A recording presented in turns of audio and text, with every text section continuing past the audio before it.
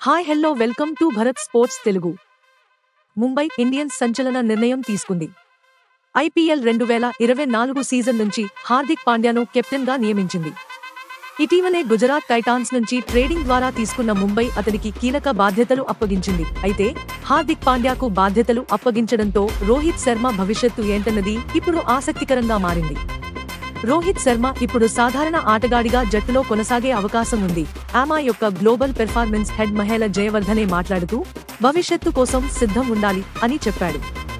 దీంతో భవిష్యత్తు కోసం పాండ్యాను కెప్టెన్ గా నియమించినట్టు తెలుస్తుంది. ఇది లెగసీ బిల్డింగ్ లో భాగం. భవిష్యత్తుకు సిద్ధంగా ఉండాలనే ఆమాయ్ ఫిలాసఫీకి కట్టుబడి ఉంటుంది. ముంబై ఇండియన్స్ కు సచిన్, హర్భజన్ సింగ్, రోహిత్ శర్మ, రికీ పాంటింగ్ వంటి గొప్ప నాయకులు దొరికారు. వీరు తక్షణ విజయానికి దోహదం చేస్తూనే భవిష్యత్తు కోసం జట్టును బలోపేతం చేయడంపై ఎల్లప్పుడూ దృష్టి పెట్టారు.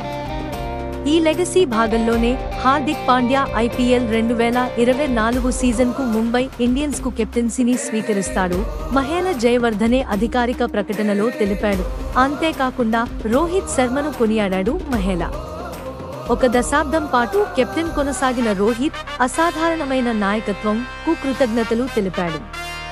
అంతేకాకుండా రోహిత్ కెప్టెన్సీలో ముంబై ఆధిపత్యం చెలాయించిందని తెలిపాడు. రోహిత్ శర్మ నాయకత్వంలో ముంబై ఇండియన్స్ 5 సార్లు టైటిల్ నెగ్గింది.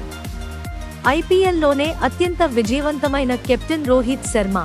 ఇక హార్దిక్ పాండ్యా కెప్టెన్సీలో గుజరాత్ టైటాన్స్ ఒకసారి టైటిల్ నెగ్గింది. ఇలాంటి స్పోర్ట్స్ అప్డేట్స్ కోసం like, share, subscribe to Bharat sports Telugu.